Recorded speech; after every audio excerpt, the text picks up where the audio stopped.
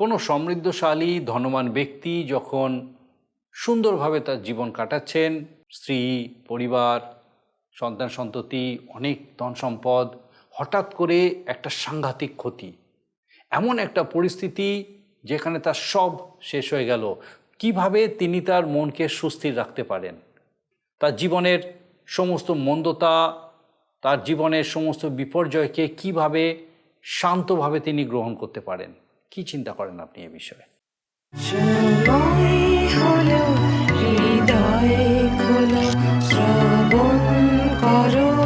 জীবন বাণী নম্র চিতে শ্রবণ করো, নম্র চিতে শ্রবণ করো খ্রিস্ট যিশুর জীবন খানি।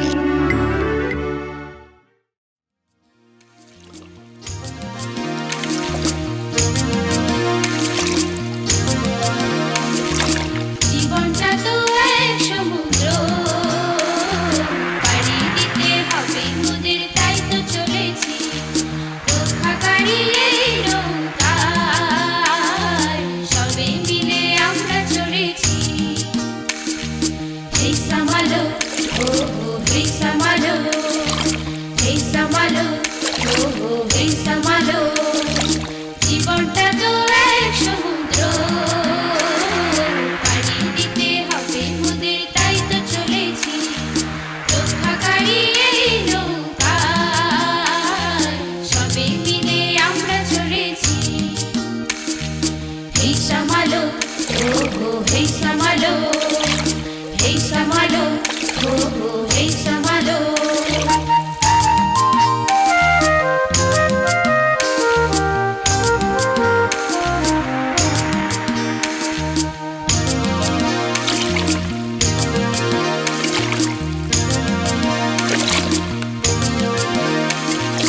ভয় নেই, ভয় নেই, পথহারাবার, আছে পবিত্র বাইবেল হাত। ভয় নেই, ভয় নেই, পথহারাবার, আছে পবিত্র বাইবেল হাত। তাড়াতাড়ি হব পার, আছে পবিত্র আত্মার পার। তাড়াতাড়ি হব পার, আছে পবিত্র আত্মার পার। রক্ষাকারী নৌকায়, তাই তো চড়েছি, রক্ষাকারী নৌকায়, তাই তো চড়েছি। হে সামালো, ও হে সামালো, হে সামালো, ও হে সামালো। জীবনটা তো এক সমুদ্র,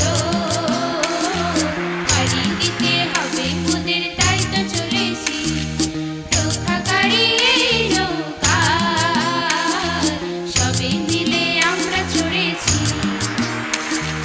হে সামালো, ও হে সামালো, হে সামালো, ও হে সামালো।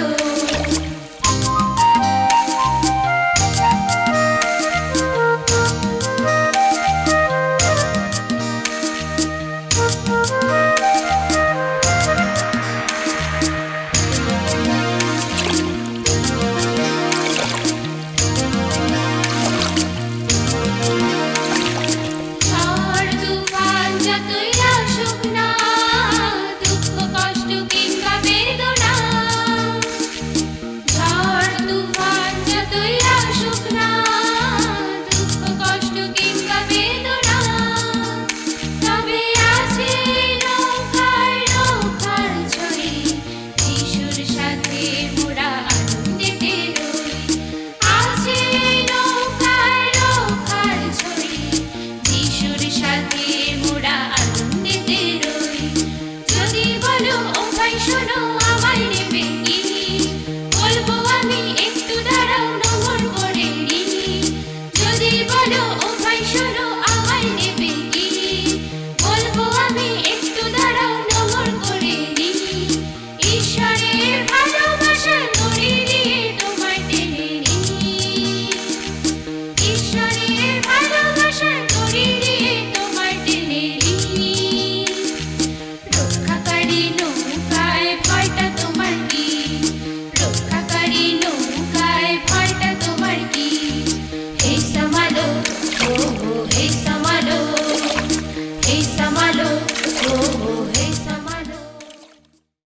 নমস্কার, প্রভু যীশু খ্রিস্টের মধুর নামে জীবনবাণী অনুষ্ঠানে আপনাকে স্বাগত জানাই। আমি খুব খুশি আজকে আরেকবার আপনি আমাদের সঙ্গে এই অনুষ্ঠানে উপস্থিত আছেন। আমরা পুরাতন নিয়মে ইয়োবের বিবরণ পুস্তক নিয়ে আলোচনা শুরু করেছি। পূর্বদেশীয় উজ দেশের পটভূমিকায় এই কাহিনীর সূচনা হয়েছে। ইয়োব তার 7 পুত্র, 3 কন্যা আর তার বিপুল পরিমাণ পশুধন সহ সেই স্থানে বসবাস করতেন। তিনি সিদ্ধ, সরল, ঈশ্বর নির্ভরশীল ও কুক্রিয়াত্যাগী এই 4টি সদ্গুণের অধিকারী ছিলেন। ঈশ্বরের প্রতি ইয়োবের দৃঢ় বিশ্বাস এবং বিশ্বস্ততার কারণে ঈশ্বর তাকে অতি আশীর্বাদযুক্ত করেছিলেন। তিনি তাকে সমস্ত রকম বিপদ, আপদ, বিপর্যয় এবং দুর্ঘটনা থেকে রক্ষা করতেন। এই বিষয়টা শয়তানের পছন্দ ছিল না। সে চাইতো ইয়োবের জীবন দুঃখ কষ্টে ভরিয়ে দিতে, যাতে তিনি ঈশ্বরের প্রতি অবিশ্বস্ত হয়ে পড়েন। কিন্তু সে জানতো যে ইয়োবের উপরে সদাপ্রভুর আশীর্বাদ থাকার জন্য সে তার কোনো অনিষ্টই করতে পারবে না। শয়তান তার ধূর্ততায় সদাপ্রভুর কাছ থেকে অনুমতি আদায় করে নিল, যাতে সে ইয়োবের সর্বস্বের উপর কুনজর দিতে পারে। সদাপ্রভু তাকে ইয়োবের উপরে ব্যক্তিগতভাবে নয়, কিন্তু বাকি তার সব কিছুর উপরে আঘাত হানার অনুমতি দিলেন। ইয়োবের বিবরণ পুস্তক রচনার সূচনা যে নাটকীয় পরিস্থিতিতে হয়েছিল, তার 3য় অঙ্কে এবার আমরা প্রবেশ করি। আমরা দেখতে পাই যে ইয়োবের জীবনে কি ভয়ানক বিপর্যয় নেমে এলো। এক এক করে তার সমস্ত পশুরা হয় শত্রুদের দ্বারা লুণ্ঠিত হলো, নয় তারা প্রাকৃতিক দুর্ঘটনার কবলে পড়ে মৃত্যুবরণ করলো। অজস্র পশুধনের অধিকারী ইয়োব ক্ষণকালের মধ্যে সম্পূর্ণভাবে নিঃস্ব হয়ে গেলেন। শুধু তাই নয়, অত্যন্ত মর্মান্তিকভাবে তার 10 সন্তানের মৃত্যু হলো। এই সমস্ত দুর্ঘটনাগুলি হয়তো বাস্তবিকভাবে একই দিনে ঘটেনি, কিন্তু রচনার নাটকীয় ভাব বজায় রাখার জন্য একই দিনে ঘটনার কথা বলা হয়েছে। আমরা জানি এই সমস্ত ঘটনা শয়তানের মন্দ উদ্দেশ্যে ঘটেছিল।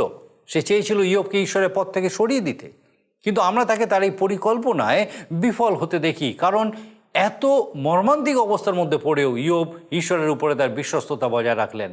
শয়তান যেমন চেয়েছিল, তিনি সদাপ্রভুকে জলাঞ্জলি দিলেন না। তিনি তার এই ক্ষতির জন্য শোক করলেন, কিন্তু সদাপ্রভুকে প্রণিপাত করলেন এবং বললেন যে তার সন্তান, তার ধনসম্পত্তি সবই ঈশ্বরের দেওয়া, আর তাই তিনি সেগুলি তার কাছ থেকে নিয়ে নিয়েছেন। তার নাম ধন্য হোক। আসুন আমরা বিস্তারিতভাবে এই বিষয়টা দেখি এবং দেখি ঈশ্বর এই বিষয়ের মধ্যে দিয়ে আমাদেরকে কীরকম শিক্ষা দিতে চাইছেন। জীবনবাণীর ধারাবাহিক আলোচনায় ইয়োবের পুস্তক থেকে আমরা 1 অধ্যায় 6 পদ থেকে আলোচনা শুরু করব। আর 6 পদে আমরা দেখতে পাই এক স্বর্গীয় দৃশ্য। এর আগের দিনে আমরা দেখেছি উজ দেশে ইয়োবের পরিবারের দৃশ্য। পারিবারিক দৃশ্যের পর আমরা এখন আসলাম স্বর্গীয় এক দৃশ্য, যেখানে 6 পদে এই কথা লেখা আছে যে একদিন ঈশ্বরের পুত্রেরা সদাপ্রভুর সম্মুখে দণ্ডায়মান হইবার জন্য উপস্থিত হন। তাদের মধ্যে শয়তানও উপস্থিত হইল। সদাপ্রভু শয়তানকে কহিলেন, তুমি কোথা হইতে আসিলে? শয়তান সদাপ্রভুকে উত্তর করিয়া কহিল, আমি পৃথিবী পর্যটন ও তথায় ইতস্তত ভ্রমণ করিয়া আসিলাম। তাহাতে সদাপ্রভু শয়তানকে কহিলেন, আমার দাস ইয়োবের উপরে কি তোমার মন পড়িয়াছে? কেননা তাহার তুল্য সিদ্ধ ও সরল, ঈশ্বর ভয়শীল ও কুক্রিয়াত্যাগী লোক পৃথিবীতে কেহই নাই। শয়তান উত্তর করিয়া সদাপ্রভুকে কহিল, ইয়োব কি বিনা লাভে ঈশ্বরকে ভয় করে? তুমি তাহার চারিদিকে, তাহার বাটির চারিদিকে ও তাহার সর্বস্বের চারিদিকে কি বেড়া দেও নাই? তুমি তাহার হস্তের কার্য আশীর্বাদযুক্ত করিয়াছ এবং তাহার পশুধন দেশময় ব্যাপিয়াছে। কিন্তু তুমি একবার হস্ত বিস্তার করিয়া তাহার সর্বস্ব স্পর্শ করো, তবে সে অবশ্য তোমার সম্মুখেই তোমাকে জলাঞ্জলি দিবে। তখন সদাপ্রভু শয়তানকে কহিলেন, দেখো, তাহার সর্বস্বই তোমার হস্তগত, তুমি কেবল তাহার উপরে হস্তক্ষেপ করিও না। তাহাতে শয়তান সদাপ্রভুর সম্মুখ হইতে বাইরে গেল। ঈশ্বর তার আপন পঠিত বাক্যের দ্বারা আমাদের প্রত্যেককে আশীর্বাদ করুন। স্বর্গীয় সেই দৃশ্যতে দেখতে পাচ্ছি যে শয়তান উপস্থিত হয়েছে ঈশ্বরের সামনে তার কাছে রিপোর্ট দেওয়ার জন্য। এবং আমরা দেখতে পাই যে এইখানে শয়তানের চোখ পড়েছে ইয়োবের উপরে, কারণ ইয়োবকে ঈশ্বর প্রচুর পরিমাণে আশীর্বাদ করেছেন। শুধু তাই নয়, ইয়োব যে ঈশ্বর ভয়শীল, কুক্রিয়াত্যাগী, সিদ্ধ ব্যক্তি, তার কারণ হিসাবে শয়তান ঈশ্বরকে জানাচ্ছে যে তুমি তার চারদিকে, তার বাড়ির চারদিকে, তার সর্বস্বের চারিদিকে তুমি বেড়া দিয়ে রেখেছ তাই, তুমি তার হাতের কাজকে আশীর্বাদ করেছ তাই, এবং তার পশুধন দেশময় বিস্তৃতি লাভ করেছে তাই। একটা বিষয় আমাদের বুঝতে অসুবিধা হয় না যে ঈশ্বরের আশীর্বাদ ভিন্ন আমরা আশীর্বাদ লাভ করতে পারি না, এবং শয়তানও এই বিষয় জানে এবং বোঝে। এবং সে যখন ঈশ্বরের কাছে এলো এবং সে যখন তার রিপোর্ট দিতে লাগলো, তখন সে ইয়োবের বিষয়ও বর্ণনা করল। বাইবেলে নতুন নিয়মে, বিশেষ করে পিতরের প্রথম পত্রে, পিতর আমাদেরকে সাবধানবাণী দিয়েছেন যেন আমরা প্রবুদ্ধ হই, জেগে থাকি, কারণ আমাদের বিপক্ষ দিয়াবল বা শয়তান গর্জনকারী সিংহের ন্যায় আমাদেরকে গ্রাস করবে, তার অন্বেষণ করে বেড়াচ্ছে। তাই আমাদের উচিত এই চেতনাবাণী বিশেষ করে শ্রবণ করা, স্মরণ করা, সাবধানে থাকা। শয়তান তার রিপোর্টে নিজেই বলছে, আমি পৃথিবীতে ইতস্তত ভ্রমণ করে এলাম। আমরা যারা ঈশ্বরের লোক, ঈশ্বরকে ভয় করি, কখনো ইতস্তত ভ্রমণ করি না। আমরা আমাদের পরিকল্পনা অনুযায়ী সর্বদা চলি। শয়তান এদিকে ওদিকে ঘোরে, যেমন চোর এদিকে ওদিকে সুযোগ খোঁজে কোথায় কি পাওয়া যায়, ঠিক তেমনি শয়তানও এদিক ওদিক খোঁজ করে কাকে ধরা যায়। আপনাদের নিশ্চয়ই স্মরণে আছে প্রভু যীশু খ্রিস্ট এই জগতে থাকাকালেই তিনি কি বলেছিলেন। আমরা সে কথা যেন ভুলে না যাই। আমরা বিশেষ করে দেখি যে 40 দিন ধ্যানস্থ থাকার পর তিনি যখন ধ্যান ভঙ্গ করলেন তাঁর শারীরিক দুর্বলতার সুযোগ নিয়ে, শয়তানও তাঁর কাছে পৌঁছেছিল এবং পর্বতের উপর হতে পৃথিবীর সমস্ত রাজ্য দেখিয়ে যিশুকে বলেছিল, তুমি একটাবার আমাকে প্রণাম করো, ওই রাজ্য তোমাকে দেব। প্রভু যীশু শয়তানকে দূর করে দিয়েছিলেন। যদিও সকল সৃষ্টি ঈশ্বরের হুকুমে চলে, তথাপি ঈশ্বর শয়তানকে কিছুকালের জন্য স্বাধীনতা দিয়েছেন। প্রিয় শ্রোতা বন্ধু, প্রিয় ভাই ও বোন, প্রতি পদে পদে আমাদের সজাগ থাকতে হবে এবং শয়তানকে পরাস্ত করতে হবে। তবে আমাদের সে শক্তি নেই। শয়তান যীশুখ্রিস্টের রক্তচিহ্ন দেখলে বলহীন হয়ে পড়ে। সুতরাং যিশুর রক্তের শক্তিতে শয়তানকে আমাদেরকে দূর করতে হবে। যাই হোক, শয়তান স্বর্গের বিবরণী সভায় উপস্থিত এবং মনে মনে ফন্দি আঁটছে যে কিভাবে ইয়োব নামে ওই লোকটার কথা তোলা যায়। আর আমরা দেখতে পাচ্ছি যে ঈশ্বর শয়তানকে প্রশ্ন করলেন, আমার দাস ইয়োবের উপরে কি তোমার মন পড়িয়াছে? ঈশ্বর ইয়োবকে উচ্চ মানের প্রশংসাপত্র দিলেন। বড় সুন্দর, তাই নয়? তাহার তুল্য সিদ্ধ সরল, ঈশ্বর ভয়শীল ও কুক্রিয়াত্যাগী লোক পৃথিবীতে কেহই নাই।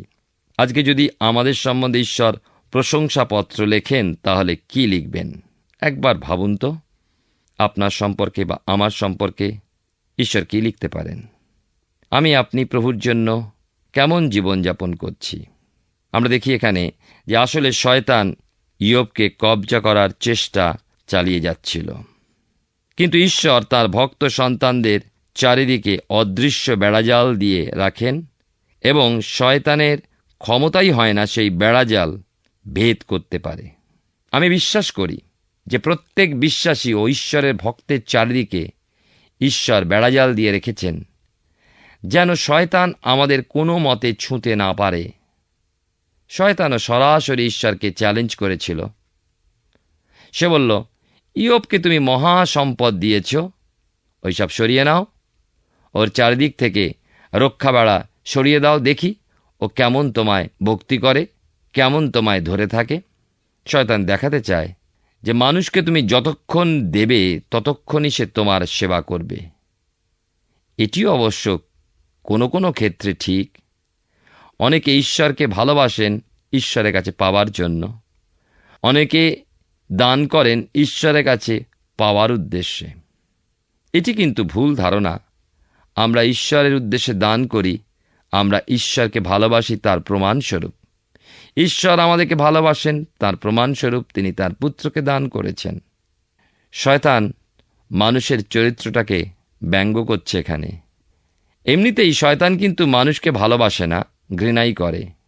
আর এই জন্যই ঘৃণা করে, কেননা মানুষ ঈশ্বরের প্রেমের পাত্র, সেই কারণেই ঘৃণা করে। অবশ্য যারা শয়তানকে প্রেম করে বা শয়তানকে ভালোবাসে, তাদেরকে শয়তান খুবই ভালোবাসে।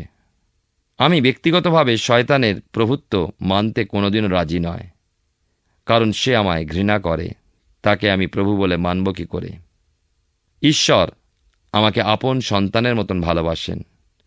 ঈশ্বর পাপকে ঘৃণা করেন, কিন্তু পাপীকে ভালোবাসেন। একথা কখনো ভুলবেন না।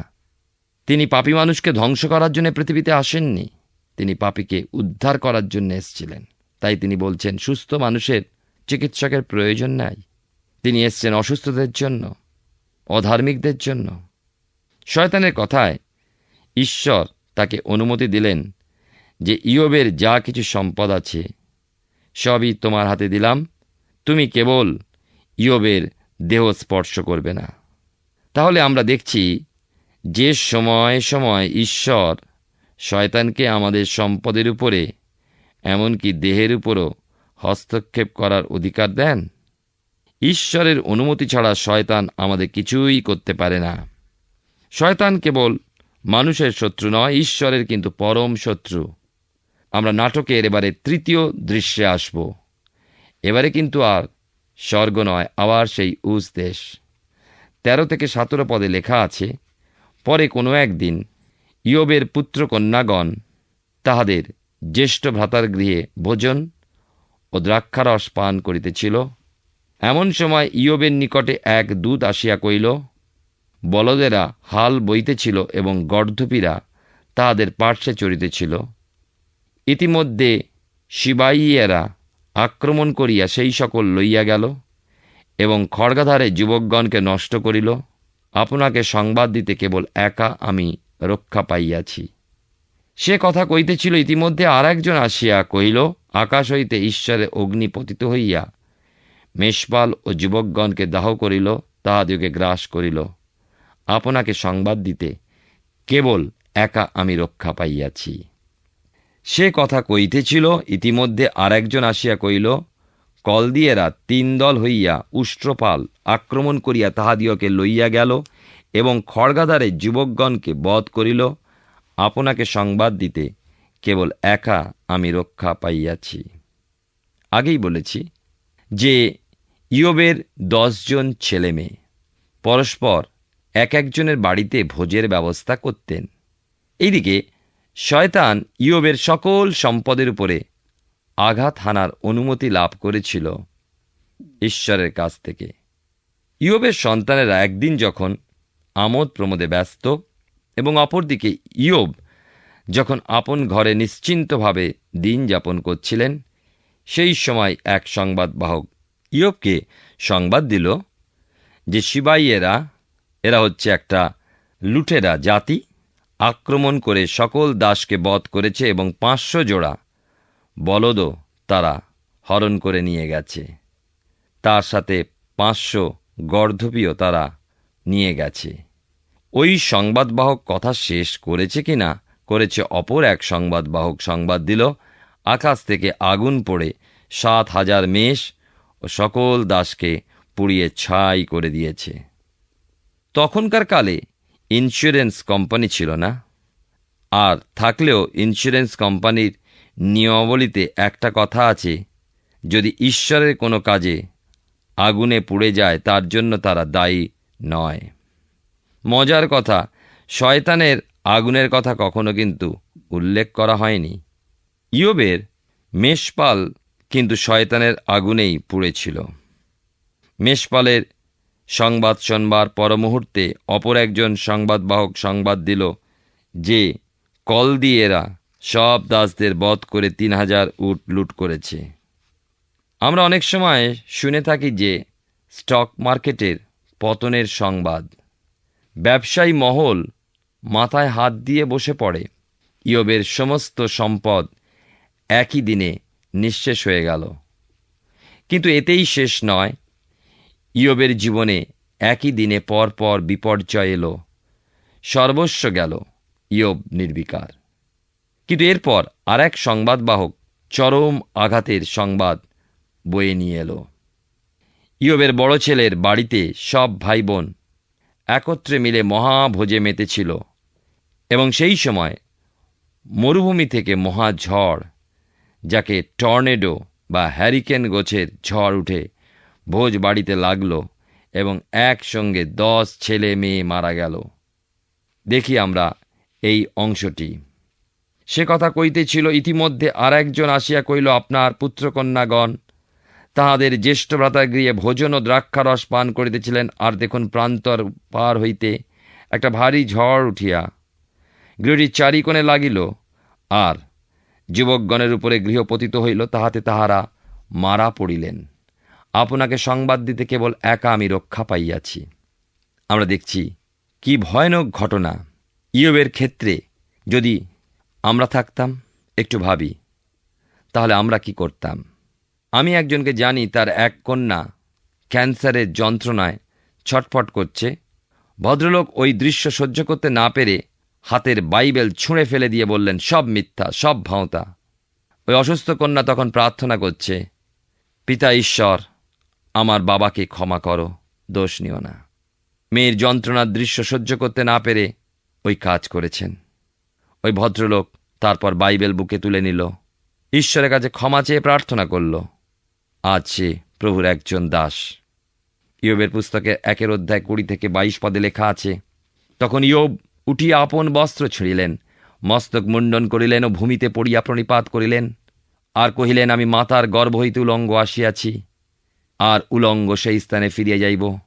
সদাপ্রভু দিয়াছিলেন, সদাপ্রভু লইয়াছেন, সদাপ্রভুর নাম ধন্য হোক।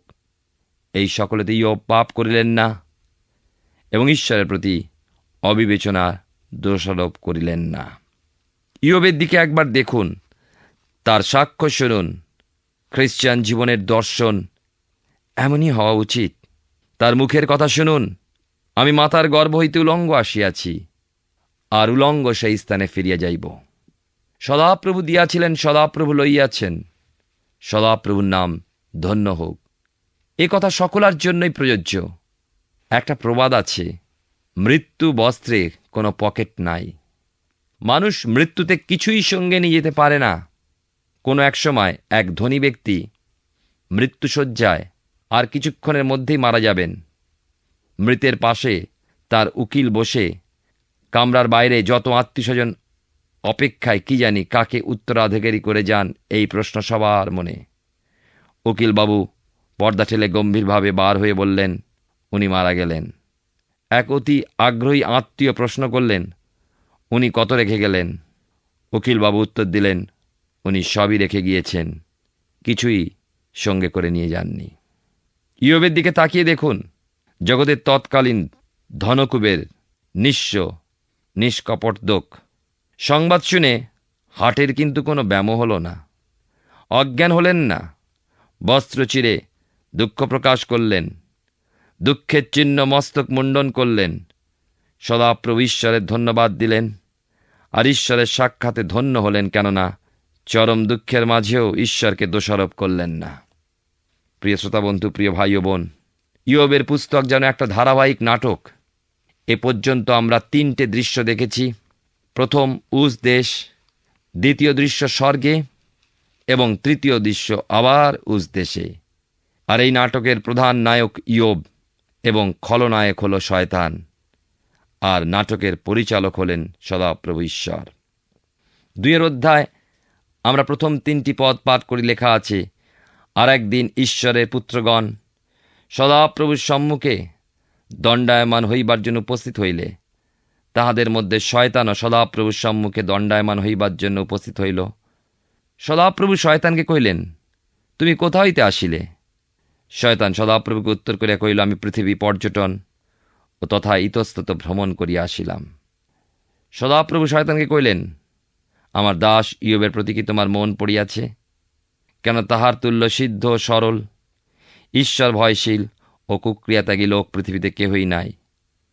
সে এখনও আপন সিদ্ধতা রক্ষা করিতেছে, যদিও তুমি অকারণে তাহার বিনষ্ট করিতে আমাকে প্রবৃত্ত করিয়াছ। প্রিয় শ্রোতাবন্ধু, প্রিয় ভাই ও বোন, ঈশ্বরের মহানামের ধন্যবাদ করি। ইয়োবের মতন এক জীবন, সকল কিছু হারিয়েও ইয়োব ঈশ্বরে নির্ভরশীল।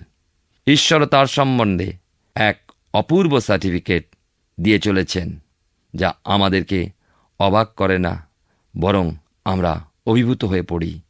মহান ঈশ্বরের দাস দাসী আজকের আমাদের চিন্তা করা উচিত, কেমন জীবনযাপন করা উচিত। ঈশ্বরের সমর্পিত হই, যেন ইয়োবের ন্যায় আদর্শ আমাদের মধ্যে দেখতে পাওয়া যায়। ঈশ্বরের শক্তি অনুগ্রহ বিনা তা অসম্ভব।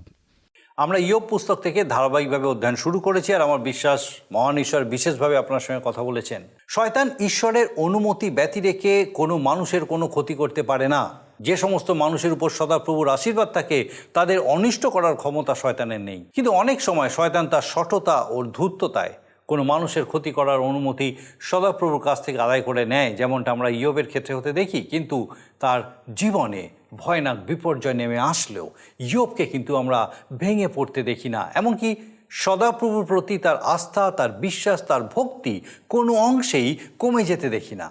তার এই বিশ্বস্ততা সম্বন্ধে সদাপ্রভু অবগত ছিলেন, আর আমার বিশ্বাস তিনি সেই কারণেই শয়তানকে অনুমতি দিয়েছিলেন ইয়োবের ক্ষতি করতে, আর শয়তানকে দেখতে দিতে যে সে তার এই কুমতলবে কখনোই সফল হবে না।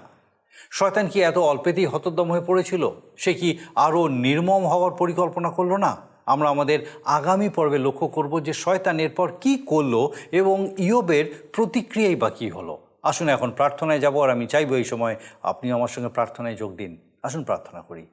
করুণাময় পিতা, ধন্যবাদ দিই আরেকবার তোমার জীবন্ত বাক্য আমাদের সামনে রেখেছো। ধন্যবাদ দিই বিশেষ করে আমাদের প্রত্যেক দর্শক বন্ধুকে তোমার এই জীবন্ত বাক্য দ্বারা উৎসাহিত উজ্জীবিত করেছো, বিশেষভাবে দেখতে দিয়েছো প্রভু, যখন আমরা তোমাতে বিশ্বস্ত থাকি কিভাবে তুমি আমাদেরকে রক্ষা করো, এবং যখন প্রতিকূল পরিস্থিতির মধ্যে পড়ি কিভাবে পিতাগো আমাদেরকে তোমাতে বিশ্বস্ত থাকার দরকার আছে, যেন প্রভু তোমারই নাম গৌরবান্বিত, উচ্চকিত, মহিমান্বিত হয়। আমাদের প্রত্যেক দর্শক বন্ধু, তাদের পরিবার পরিজন প্রত্যেককে তোমার চরণে সমর্পণ করি পিতা। এই বিশ্বস্ততায়, তোমার প্রতি নির্ভরশীলতায়, বিশ্বাসে আরও প্রত্যেককে বেড়ে উঠতে সাহায্য করো, সবল করো, দৃঢ় করো। তোমার যিশু নামে ভিক্ষা দয়া করে শ্রবণ ও গ্রহণ করো, আমেন। ঈশ্বর মহান এবং তিনি চান যেন আমরা তার সঙ্গে থাকি, তার সহভাগিতায় স্থির থাকি। আমার বিশ্বাস আগামী দিনেও এইভাবেই আপনি আমাদের সঙ্গে এই জীবনবাণী অনুষ্ঠানে উপস্থিত থাকবেন, যখন এইভাবেই ঈশ্বরের বাক্য থেকে আমরা দেখব যে ঈশ্বর কিভাবে আমাদেরকে তার সঙ্গে এগিয়ে নিয়ে যেতে চান। ঈশ্বর আপনার মঙ্গল করুন। প্রিয় বন্ধু, আশা করি জীবনবাণী অনুষ্ঠানটি আপনার ভালো লেগেছে। আর যদি ভালো লেগে থাকে তাহলে অবশ্যই আমাদের একটি মিসড কল দিন। আপনার দেওয়া মিসড কলটি আমাদের কাছে অতি মূল্যবান। আমরা আনন্দের সাথে জানাই, প্রতিটা মিসড কল দাতাদের মধ্যে থেকে সপ্তাহের শেষে বিশেষ দর্শক বন্ধুকে বেছে নেওয়া হবে এবং সেই দর্শক বন্ধুকে পুরস্কৃত করা হবে ও সপ্তাহের শেষে তার ছবি ও নাম আমাদের অনুষ্ঠানে প্রকাশ করা হবে। গত সপ্তাহের বিজয়ী দর্শক বন্ধুরা হলেন কলকাতা থেকে শ্যামলী নাড়ু ও শুভ্রা মল্লিক। আমাদের মিসড কল দেবার নম্বরটি হল 04449081 আপনি প্রার্থনা ও আরও অধিক জানতে আগ্রহী হলে আমাদের সঙ্গে অবশ্যই ফোনের মাধ্যমে যোগাযোগ করতে পারেন। আমাদের মোবাইল নাম্বার 9433497235 এবং আরেকটি হল 9433803755। আর আমাদের ঠিকানা টিভি স্ক্রিনে আপনারা দেখে নিন। ধন্যবাদ। ভালো থাকুন, সুস্থ থাকুন।